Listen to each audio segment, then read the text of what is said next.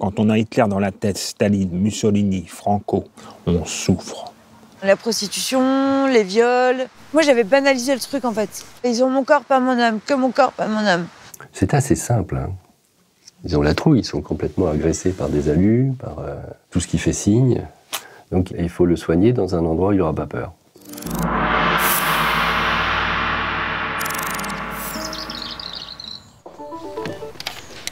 Clinique de la Chine, bonjour. Oui, d'accord. Il y a Brigitte qui voudrait vous parler, elle est en difficulté, je vous la passe. T'es patiente ici aussi ? Ouais, je suis patiente. J'ai eu un parcours un peu chaotique dans ma vie.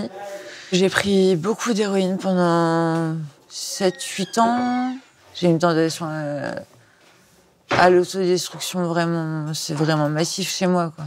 Je crois que je me suis fui toute ma vie dans les substances. Et ici, j'ai plein d'émotions qui arrivent parce que forcément, j'ai pas toutes ces substances. Donc, tout me submerge. Ça va, Perrine ? Et puis, j'ai fait ma première hospite à 17 ans. Au moins 3 fois par an, j'allais en HP. Ça suffisait pas, en fait. À chaque fois, je rechutais. Et là, ça fait 1 mois et demi que je suis là. Franchement, pour moi, c'était un peu ma dernière chance, entre guillemets. Je me suis dit, en arrivant, si la chaînée, ça marche pas, ben, je sais pas ce que je vais faire, quoi.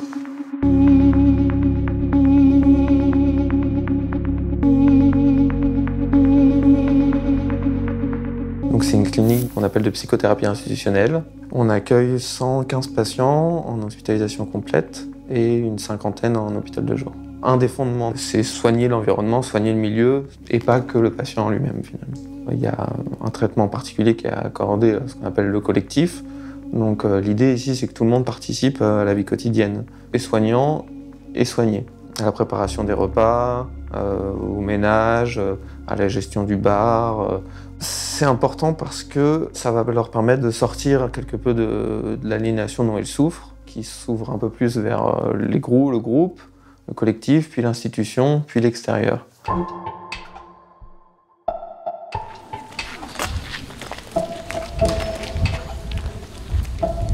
C'est quoi ce lieu ?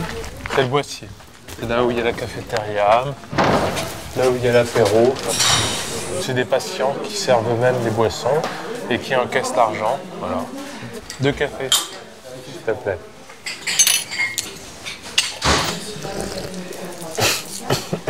Je suis obsédé par la connerie, moi. Le fait de commettre des gaffes, d'être ridicule, par exemple. Ça me hante un peu. Ouais. Pardon, je suis désolé, je prends d'autres photos. Ah, je te remercie.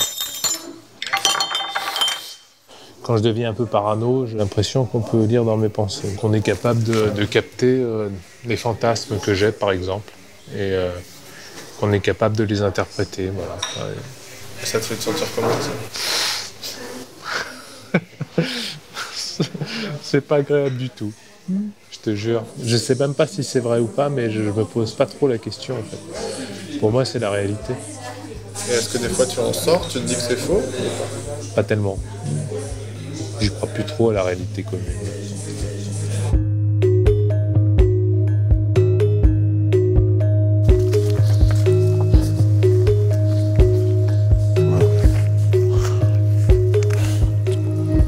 Dégagez les voix, dégagez les voix, dégagez les voix, dégagez les voix, dégagez les voix. Oui, des fois il m'arrive de penser que les voix resteront tout le temps. Quand on a Hitler dans la tête, Staline, Mussolini, Franco, la Gestapo, la milice, la flotte japonaise, Staline, Mao dans la tête, on souffre.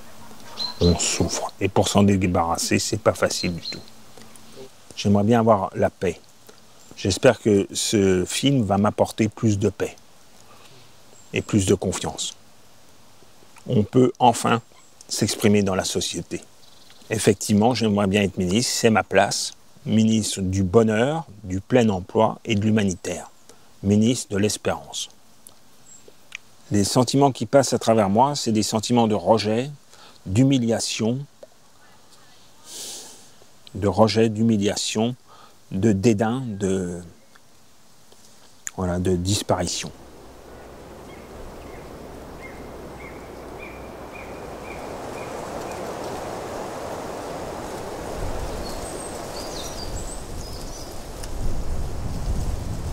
La psychose, c'est difficile d'en donner une définition aussi. Certains psychiatres ont parlé de catastrophe existentielle. En fait, d'un coup, le monde s'effondre et tout ce qui va de soi devient problématique.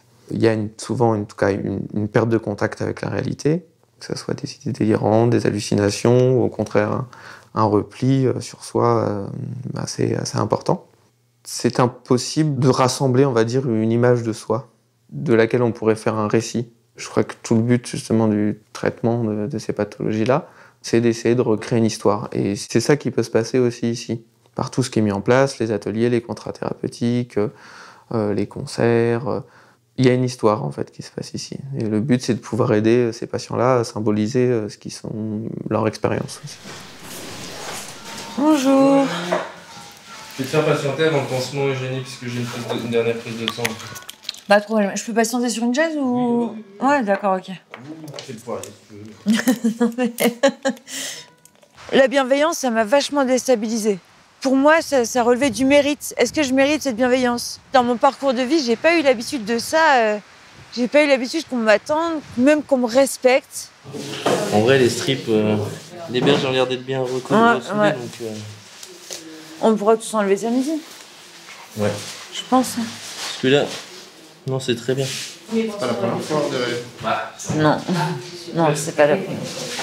Il y a un moment, j'étais de squat en squat, d'agression en agression, je prenais de l'héroïne, donc forcément ça entraînait des dérives liées à l'addiction, enfin la prostitution, les viols. Voilà, c'est extrêmement violent. Et je m'en suis rendu compte ici, parce que moi j'avais banalisé le truc en fait. C'est que mon corps, c'est pas grave, ils ont mon corps, pas mon âme, que mon corps, pas mon âme. Et ici, j'ai l'impression que je suis en train de me réassembler avec mon corps. Et c'est hyper... Putain, ça fait mal, quoi.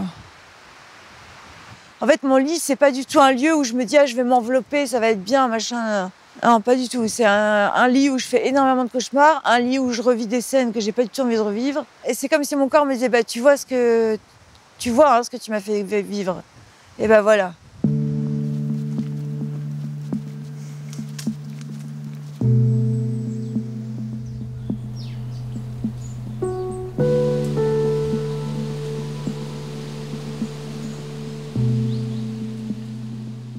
Aujourd'hui, on fait des carottes râpées.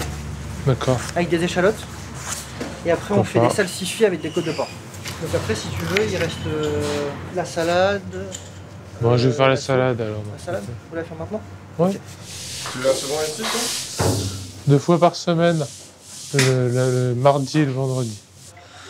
Bon, en général, quand je réfléchis, je tourne en rond. Là, je reste à un atelier stable. Et, enfin, je suis contenu, quoi. Donc voilà.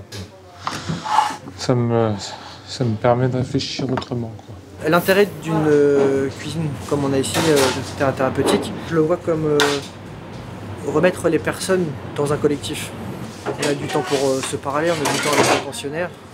Je trouve que c'est ça, d'aller au temps de la personne dont elle a besoin, je trouve que c'est le plus important. Corentin, j'ai dû oublier à un moment donné de rincer le truc avec du vinaigre, c'est pas très grave. Vous savez quelle partie c'est? Non, je sais pas. Prenez un autre bac, et là ce que vous avez rincé, vous le mettez dans l'autre bac, et celui-là, moi je le rincerai après. D'accord. Je fais des conneries, moi. T'as le prospectus. Le matin, surtout, se lever le matin pour aller au boulot, c'est pas si facile. Parce que je manque de courage, en fait.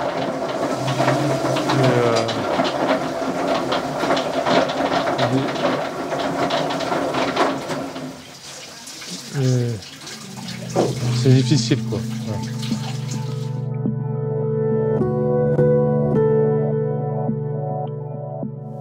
C'est assez simple. Hein. Ils ont la trouille, ils sont complètement agressés par des alus, par tout ce qui fait signe. Donc il faut créer un endroit et il faut le soigner dans un endroit où il n'y aura pas peur. C'est une question très importante, la dimension contenante d'un lieu.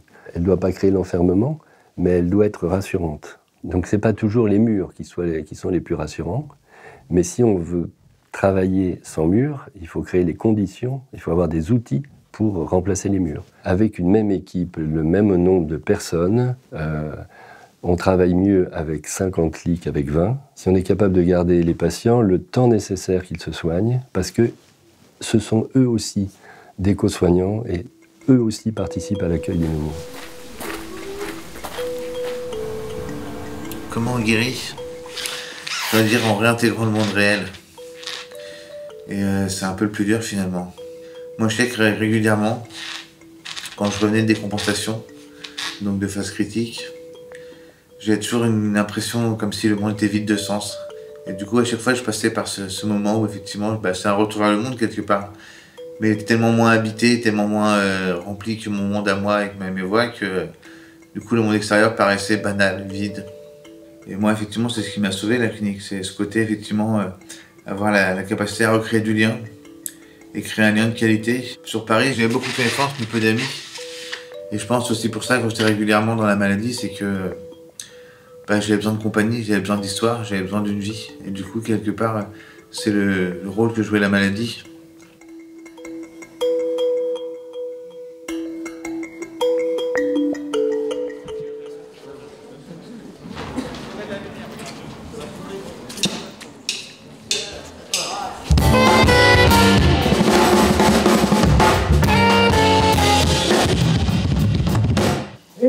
Bonjour chez vous.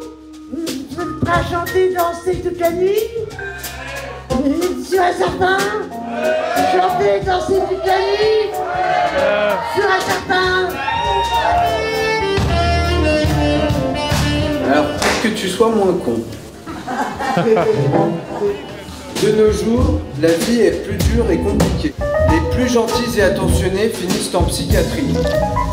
Espoir, trouver de la gentillesse à travers mon chemin. Espoir de me ressaisir.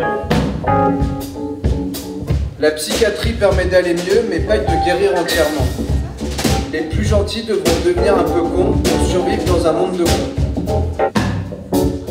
L'humanité me désespère, et pourtant je reste utopiste et il me reste une lumière. Il ne faut surtout pas se faire.